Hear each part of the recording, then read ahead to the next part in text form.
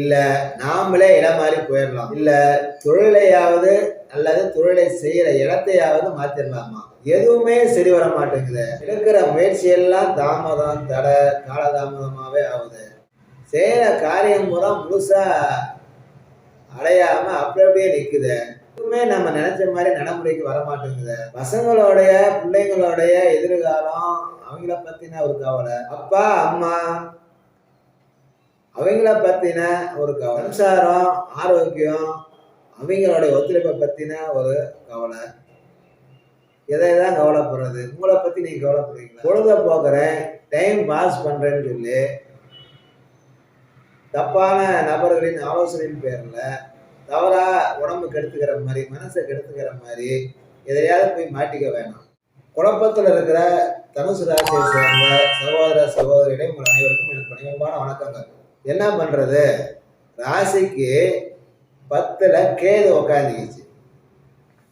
10ஆம் இடங்கிறது நீங்க செயல்படுற விதம், நடக்கிற விதம், முடிவு எடுக்கிற விதம், காரியம் சம்பந்தப்பட்ட இடம் 10வது. அங்க போய் கேது உக்காந்து புதன் நீச்சிட்டு போயிட்டா நீங்க எடுக்கிற காரியங்கள் பூரா பூஜ்ஜியம், செய்யற காரியங்கள் பூரா பூஜ்ஜியம். செய்யற வேலை, செய்யற தொழில் அதெல்லாம் ஒரு பக்கம் இருக்கட்டும். சுக்கிரன் உச்சத்துல இருக்கு. வேலை, வருமானம் இப்படி வந்துடும், பணம் வந்துடும், பொருள் வந்துடும், நஷ்டம் கிடையாது, விரயம் கிடையாது, அதெல்லாம் இல்லை. ஆனா நீங்க செய்யற காரியம், வேலை, ஃபீல்டு ஒர்க்கு ஒழுங்கா பண்றீங்களா? சரியா இருக்கா? உரிய நேரத்தில் உரியதை செய்யறீங்களா? தூங்கிட்டே இருப்பீங்க அல்லது உரிய காலத்தில் செய்யாம விட்டுருவீங்க, மறந்துடுவீங்க, அல்லது வெவ்வேறு வேலை, வெவ்வேறு பிரச்சனையை மறந்து போயிடுவீங்க. சரி, எவ்வளோ நாளைக்கு? இது ஒரு தற்காலிகம்.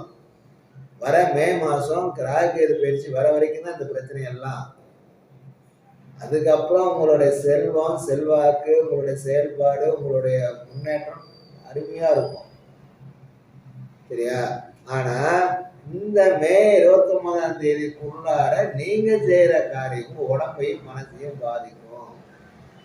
அதனால முன்னெச்சரிக்கையா இருக்க. தவறான தீய சிநேகக்காரனோட சேர்ந்துட வேணாம். முன்னெச்சரிக்கை. கெட்ட பழக்கத்தை உருவாக்கி கொடுத்துருவான், படைக்கி விட்டுருவாங்க. கேது ராசி 10ல சும்மா உட்காருல, உத்திர நட்சத்திரத்துல உட்காருது. உத்திரங்கிறது சூரியன். சூரியனா மகன், அப்பா. உங்களுடைய கௌரவம், உங்களுடைய சந்தோஷம், உங்களுடைய ஈகோ, உங்களுடைய மதிப்பு, உங்களுடைய மரியாதை, இதுதான் சூரியன். சூரியனோட நட்சத்திரத்துல கேது உட்காந்து புதன் நேசத்துக்கு போனா இதெல்லாம் கேள்விக்குறி, இதெல்லாம் பிரச்சனை காலம், கெட்ட பேர் வரும். அப்பா, உங்களுடைய கௌரவம், வாரிசு, பழக்க வழக்கம், நல்ல நடத்த, மரியாதை, இதுல ராகுகேது விளையாட ஆரம்பிக்கும். நம்ம அறிவையும் புத்தியையும் பயன்படுத்தி நாம தான் உஷாரா விளைவிக்கணும். நீங்களும் என்னென்னமும் பண்ணி பார்ப்பீங்க, கடைசியா என்ன பண்ணுவீங்க? நடக்கிறது நடக்கும் போடா அப்படின்னு விட்டுருவீங்க. தற்சமயம் ஏமாந்தா தப்பா முடிவுகளை எடுக்க வச்சு இதனுடைய பாதிப்பு எதிர்காலத்துல நம்ம தப்பா நீ எடுத்த முடிவு எவ்வளவு பாய்ச்சிருக்குங்கிறத வளர்த்த வச்சிரும். அதனால இந்த வர மே மாசம் வரைக்கும் முக்கிய முடிவுகளை எடுக்காம தள்ளி வைங்க. வீடு கட்டிட்டு இருக்கிறீங்களா? அது அறகுறையா தான் இருக்கும், தப்பு இல்லை. மே மாசத்துக்கு அப்புறம் டக்குன்னு முடிஞ்சிடும். இல்ல உத்தியோகம் முயற்சி பண்றீங்களா? தொழில் முயற்சி பண்றீங்களா? சீர்திருத்தணுமா, சரிப்படுத்தணுமா? கொஞ்சம் பொறுமையா போங்க. ராகுகேது பயிற்சிக்கு அப்புறம் அனைத்தும் சரியாகும்.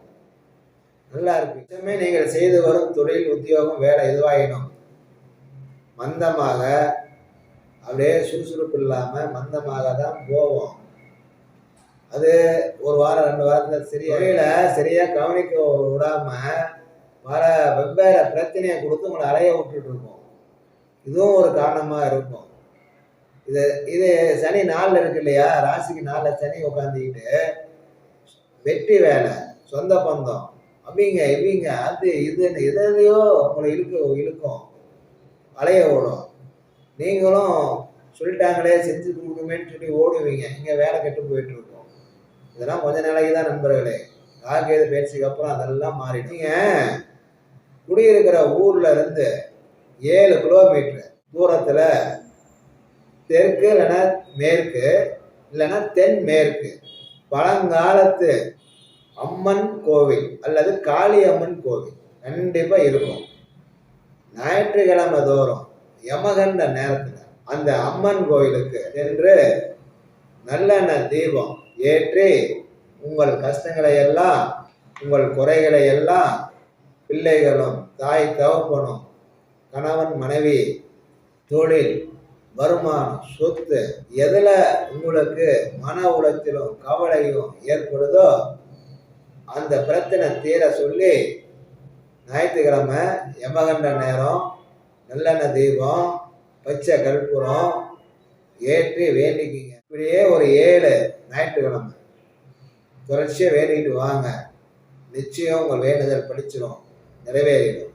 வருகின்ற 30ஆம் தேதி புதன்கிழமை 1/5/2025 விசாலக்கிழமை, 2/5/2025 வெள்ளிக்கிழமை 3 நாட்களும் நல்ல நாட்களாக வந்துள்ளது. ஏதாவது முயற்சி பண்ணினா காரியம் வெற்றி அடையும். 30ஆம் தேதி, 1ஆம் தேதி, 2ஆம் தேதி இந்த நாள் கொஞ்ச நாள் சரியில்லாமல் இருக்கு. இந்த நாளில் நிதானமும் பொறுமையும் காரியங்களை செய்யறதா இருந்தால் பலமுறை யோசிச்சு செய்யணும். சகிப்புத்தன்மையும் பொறுமையும் அவசியம் தேவைப்படும். இந்த நாளில் மாற்றங்கள் மட்டுமே மாறாதது. காலம் மாறும். வாழ்த்துக்கள் நண்பர்களே. வணக்கம்.